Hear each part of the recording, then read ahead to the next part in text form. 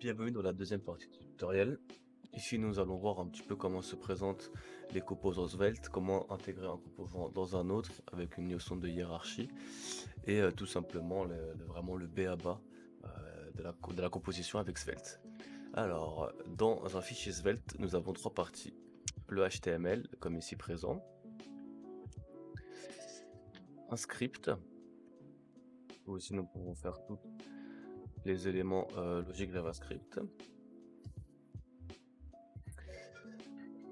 ainsi qu'une balise style qui va contenir, comme son nom l'indique, ou comme dans un fichier HTML classique, la stylisation de notre composant.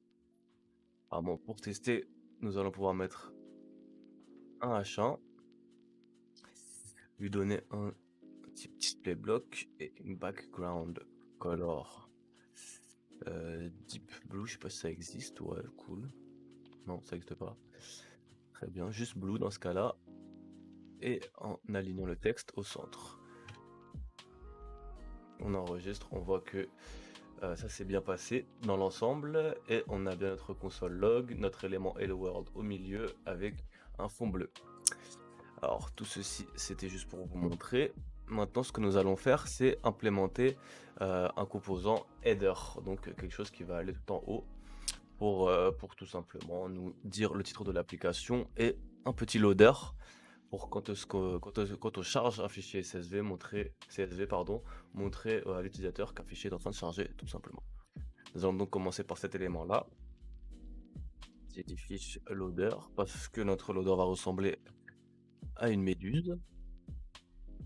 Hop, laissez-moi une petite seconde. Tac.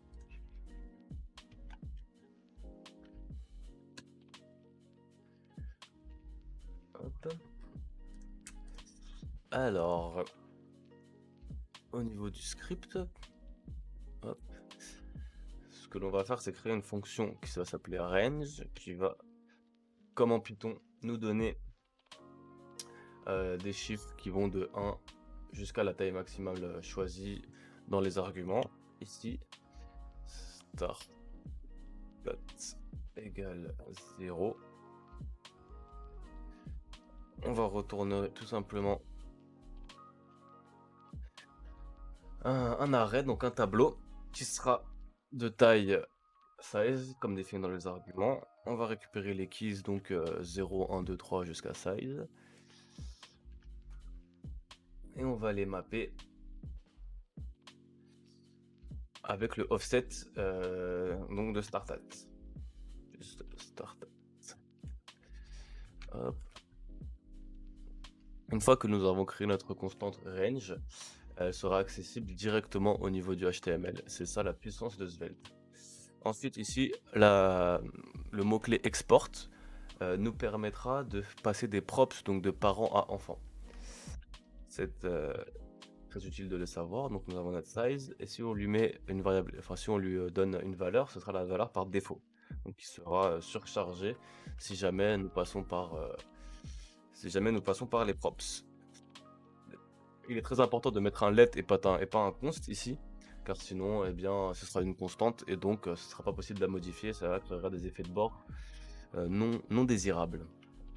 Ici ce sera la couleur donc, des anneaux, enfin vous verrez la couleur en gros de notre loader, on va la mettre en blanc. Ensuite export let, la taille des anneaux, enfin le truc, l'unité de la taille des anneaux. Ensuite maintenant une notion de style que je vais tout simplement copier-coller parce que bon on va pas tout faire, tout écrire, ça sera beaucoup trop long pour vous. Il est important de noter l'utilisation de variables CSS pardon, donc avec var size. Ces variables CSS pourront être contrôlées à partir de nos variables JavaScript, d'une manière que nous allons voir dans une petite seconde. Donc ici nous allons créer notre div avec comme classe wrapper. Et dans cette div, nous allons rajouter du style. Donc exactement comme avec les composants HTML. Et c'est dans cet attribut style que nous allons pouvoir intégrer les variables CSS à partir de nos variables JavaScript. Donc comment on fait? On note le nom de la variable CSS, ici size, et on dit à quoi elle sera égale.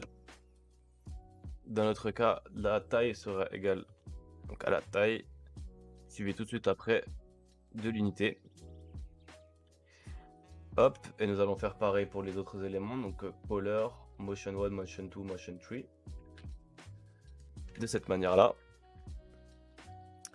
Une fois que cela est fait, nous allons pouvoir itérer directement au niveau de notre fonction range, donc pour avoir un nombre défini d'anneaux.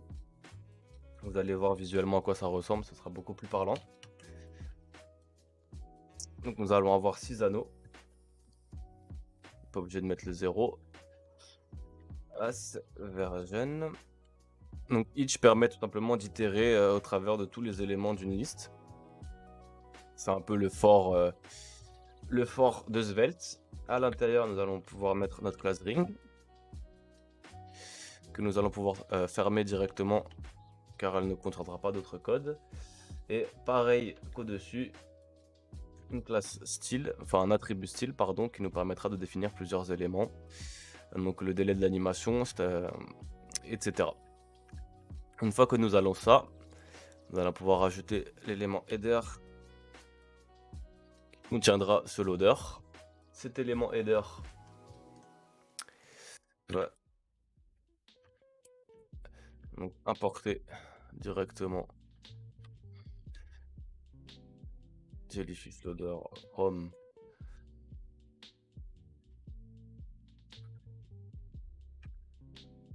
hop, de cette manière-là. Cet import ensuite, vu que c'est un composant Svelte, pourra être directement intégré dans le code HTML de cette manière-là. Et si jamais nous voulions des tailles différentes ou une unité différente, on pourrait mettre comme ça size égale et ici lui mettre la valeur choisie. On pourrait par exemple mettre, c'était 60 je crois de base. Alors on va pouvoir lui mettre 75 pour vérifier que ça fonctionne bien. Ce jellyfish devra être bien sûr dans un composant parent, enfin, une div parente pour pouvoir gérer un petit peu le style. Nous allons avoir deux éléments, donc le titre de notre application et le loader qui se situera un petit peu à droite. Par un souci de simplicité, nous allons utiliser displayFlex avec du coup 3 side items. Hop.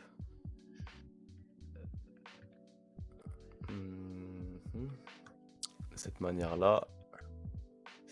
Le premier sera simplement pour occuper la première place.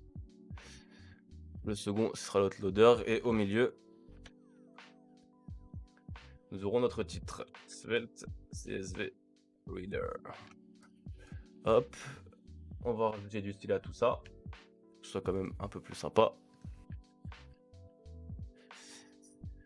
Rien de bien compliqué, hein. Display flex, H1, le padding, font size, flex gros pour lui dire de prendre toute la place. Et la taille par défaut ce sera 100 pixels, donc 100 pixels, 100 pixels, 100 pixels. Ici. Hop, une fois que l'on a ça, on peut intégrer cet élément dans notre application et ça te permettra de l'afficher au niveau du navigateur. Header.svelte, hop. Si j'enregistre, voilà. Très bien. On a bien notre titre, notre loader, donc il ressemble à une méduse. Ce dont je vous parlais du coup, c'est la taille des cercles, comme ça, parce que ça monte et ça descend de façon vraiment agréable, je trouve. Si jamais on désirait repasser à la valeur par défaut, il suffit simplement de supprimer la props et nous allons voir ici que les éléments sont beaucoup plus petits. Nous allons garder ça pour le moment et venez à la prochaine étape pour vraiment du lourd, quoi.